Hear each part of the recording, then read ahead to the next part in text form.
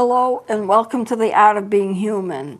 On the last segment, we went into IQ and how it's measured. Now, I didn't complete that, but I'm going to continue with that next on another broadcast, maybe next time, because I want to move on from that right now and go into retardation and what it is like. Now, I was walking up my street, this was a few years ago, and I was walking up my street and a little girl came to me and she said, "I'm retired, you know." She's about 9 or 10 years old. And I knew she was retarded. And I knew what she really meant to tell me was, "I'm retired." No, I'm retarded. What she meant to say is, "I'm retarded, you know," but it came out as, "I'm retired." And so I said, "Are you really?" And she started talking about it a little bit. And she says, "I'm special because I'm retired." And I says, "Well, you know, you are very special if you're retired." And then we just kind of talked a little bit, and I went on my way, and she went on her way. She meant to say retarded. She said retired. She did not understand that being retarded can be a problem. She didn't understand that this was anything more than being special. She had to go to a special school because she was retired. She had to learn with special teachers because she was retired. And she thought that made her so special. And I found out when I was working at a state school for the retarded, which I did for a while, the students there felt that they were special because they had the right to go to a special school. Other kids had to go to other schools for normal kids, but they had a special school just for them, and they felt good about that. Now, I think that that's good when a person who has a disability doesn't look at it as if it's an awful thing, but looks at it like it's part of them and it's okay and it makes me special. I would not want to have anyone with any kind of a disability, whether it be intellectual or any other disability, think any less of themselves because of it. Because who can stop it? Who can control retardation? Who can control who's bright and who's not bright? This is something that Mother Nature takes care of, and we can't do anything about it.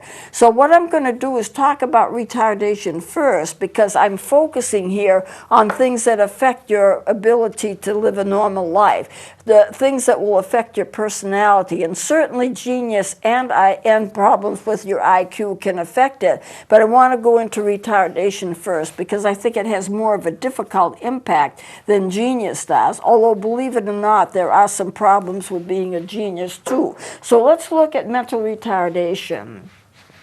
It's impaired intellectual functioning, where a person cannot cope with normal life responsibilities. The retarded person has an IQ of 69 or 70, and that's below normal of 100. Impairment shows up before 18, well, because it's going to. If a child is retarded, you're going to know it pretty quickly. 1 out of 3% of people are retarded. So let's look at that a little bit further and find out what that's about. There are degrees of retardation. Mild retardation goes from IQ of about 50 to 70. Moderate retardation goes from 35 to 49. Severe retardation goes from 20 to 34 IQ. Profound retardation goes under 20 IQ. Mild retardation, for all of the people that are retarded, most of them are mildly retarded. 80% of all retarded people are actually in the genre of mild retardation. That's 80%. Now, what are the causes of this? Sometimes severe retardation, which is IQ of 50 or below, has a physical cause. And when I'm saying a physical cause, it could be a birth injury. They might not have had enough oxygen when they were developing, where the fetus is developing in the womb. In other words, there is a biological component to it. It's not necessarily heredity. 1/4 may be due to Down syndrome, and we've discussed Down syndrome before. 1/4 of it is inherited or due to some kind of brain damage. 1/3 of it can be infection, birth trauma. The rest of it, the cause is unknown. It's a general rule of thumb that if you're talking about retarded people, the people who are on the higher end of the spectrum, like close to 80 IQ, it's probably more, there's more chance of it being inherited. The higher the person is, if they're retarded, the higher IQ that they have, there's more chance that it's familial, that it's somehow related to a family issue, that it's somehow inherited, it's in the genes. The more profoundly retarded that a person is, then the more chance it's due to a birth injury or some kind of a developmental problem that wasn't normal. So is IQ inherited? Yes. Is retardation inherited? At the higher levels, it can be. At the lower levels, probably not. Now, we can't say for certain in every case. This is just kind of a rule of thumb. The higher the IQ, the more chance that it came from a family history of it. Somewhere in the past, somebody had a low IQ and they happened to pick that up. Okay, now here's the levels of IQ, degrees of mental retardation. What can they actually learn? Here we have mild retardation. We're going to 50 to 70 IQ or maybe even 80 IQ. The percentage of the people who are retarded, I said before, are 80, 85% around there. They can learn to the 6th grade level, so that they can take care of themselves. They could have a simple job. They have certain social skills. They have certain vocational skills because they're not that far down the ladder, so to speak. If 90 is normal and they have an IQ of, say, close to 80, 89, say if it goes up that high, there are things they can be taught. Moderate IQ from moderate retardation from 35 to 49, 10% of the population might have it. They can learn to about the 2nd grade level. They can be supervised. They can do some simple work if they are supervised. They cannot manage a whole lot on their own. 49 is really quite low. Severe retardation, 20 to 34, only 3 to 4% of the population have it. They can learn to talk. They can do simple work with supervision. They can't be left alone. They have to be supervised. Profound retardation, below 20 IQ, only about 1 to 2% of people have that. And they can't take care of themselves. They need constant attention. They need constant supervision. So as you go down to the lower and lower grades, more supervision is required. So let me flip this over. I used to teach at a school where a lot of people were mentally retarded. I really got to like these kids. I really did. Mild retardation, there's no specific cause, but it tends to run in families, which means that there may well be a genetic component to it, which I've said before. That's mild retardation. The mild retardations, the symptoms are they're slow to carry out tasks. They can't move or figure things out very fast. They have horrible trouble with math and reading. They tend to be hyperactive. They repeat various movements, and they tend to be autistic. They're 4 times more common than in the general public. They're 4 times more common than other types of retardation in the general public, but they are very prone to autism. Severe retardation, the speech is limited or it's absent. Some of them just cannot talk. They can make noises. They can make, little noises that don't mean anything. They're not language. They can't do language. A lot of them have epilepsy. A lot of them are incontinent. A lot of them will injure themselves. And I noticed now in working with a school that I worked with the retarded, a lot of them, the more retarded they were, the more they had other things wrong with them, not just retardation, but other physical things wrong with them. There was one girl that was laying in bed. You couldn't get her out of bed. She was so retarded. Her legs were very, very long, and just like sticks. No shape to her legs, just sticks, very, very long, and the rest of her body was small.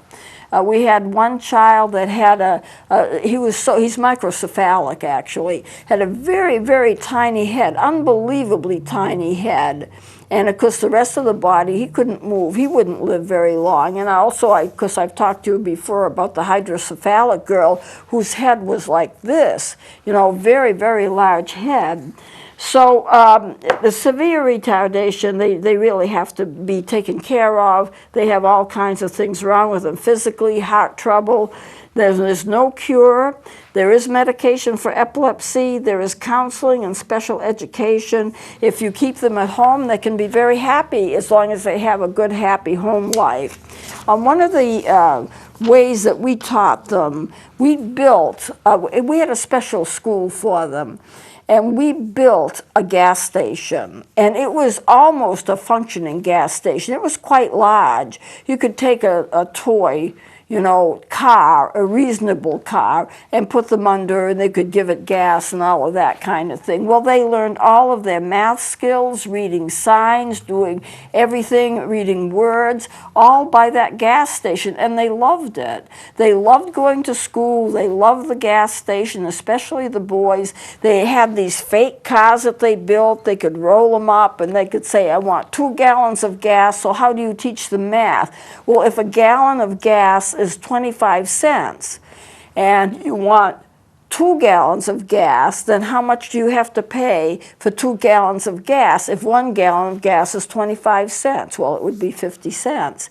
So you teach them some basic math skills. Then there are the street signs. Well, you have to drive on the streets in order to get to the gas station. So here are the streets in their name. There's Spruce Street, and there's other kinds of street, Mount Vernon Street, Abbott Street, name them.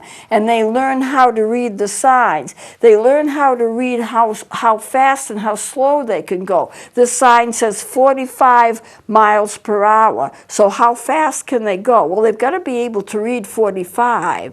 They've got to be able to read the numbers. They've got to know what the numbers mean. Well, it means you can go 45 miles an hour with your car as you're driving to the gas station to pick up your gas. We made kind of a game of it. They really liked it. For the girls, we had a kitchen, we had an apartment built. And how do you take care of an apartment? Well, here's your sink.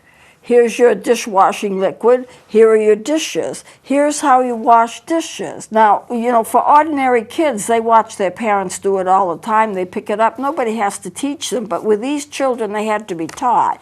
You take a little dishwashing liquid. You put it in the pan. You add warm water, not too hot, not too cold. You wash them. You rinse them. You put them in the drainer. And they learned all of that. And we had a restaurant for them so that when the staff had their lunches, they could actually go to the restaurant and they could get food, which these children had helped to prepare. And they would serve them like waitresses, and they would bring in their lunches and so forth. So with very, very practical, skilled, all set up as if it was in real life. And they loved it. They had a good time. One of my kids, I call them my kids because I loved them all so much, but one of the kids came up and said, I've done so well, I didn't break a glass all morning. She was in the habit of dropping the glasses and they would smash. So she learned how not to do that. So you can take these kids that have all these problems and teach them normal skills. And this is the way that they learn, so that when they get to the point where they're not in school anymore, they can help to take care of themselves. They probably will always have to have supervision, but they can help to take care of themselves. And they learn how to do that. And they learn how to read, and they learn how to make a bed. And there are just so many things that they have to know. The boys are more interested, of course, in the gas station, but the girls were interested in the gas station too. And the thing is, they all were looking forward to the time when they could buy a car and start driving. And of course, they probably never could. Many of them never could. But this is what they were learning. Okay.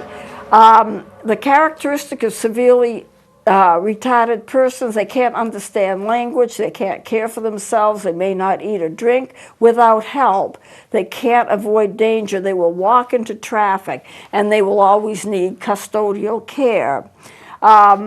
IQs of 25 or below is equivalent to a 3-year-old. If you have a child or know of a child whose IQ is 25 or below, they won't get past that 3rd year level. You know, what are 3-year-olds like? What can a 3-year-old learn? Well, they can learn some words, they can talk a little bit, but they're usually confined, they have to be taken care of, they can't initiate anything on their own, and they can walk, but there's so much that they can't do.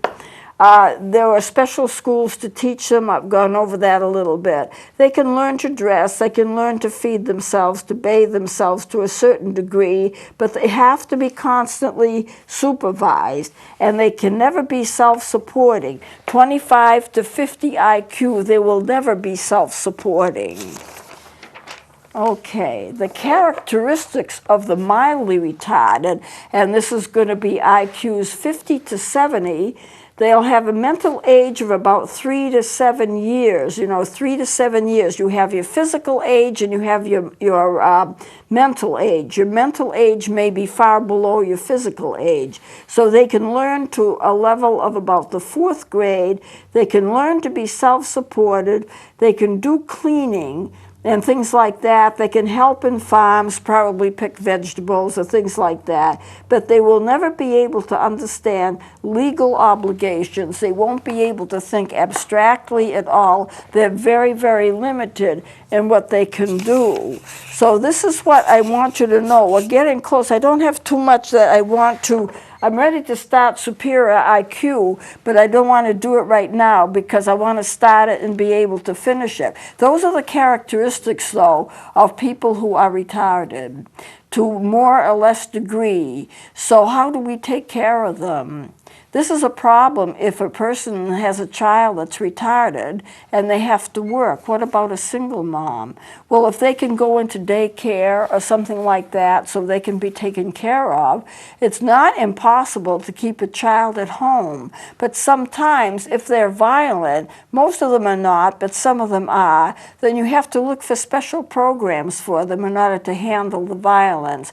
Most children who are retarded, for the most part, have good dispositions, they're happy, they want to be cooperative, and if they're living in a good home environment, they can be somewhat of a companion, but they never can be left alone because the degree to the retardation, the degree of retardation they have will determine how much they can do. So what I've tried to show you here is just kind of a picture of what this is like. Next time, we're going into superior intelligence. So I'm going to close it here, and we'll go into superior intelligence, what these people can do, genius level, what it is, and also I want to get into creativity. What is creativity? How does it work? How do people become creative? How do they know that they're creative? And how can they use that creativity for good? So we'll close it here. Please join me next time.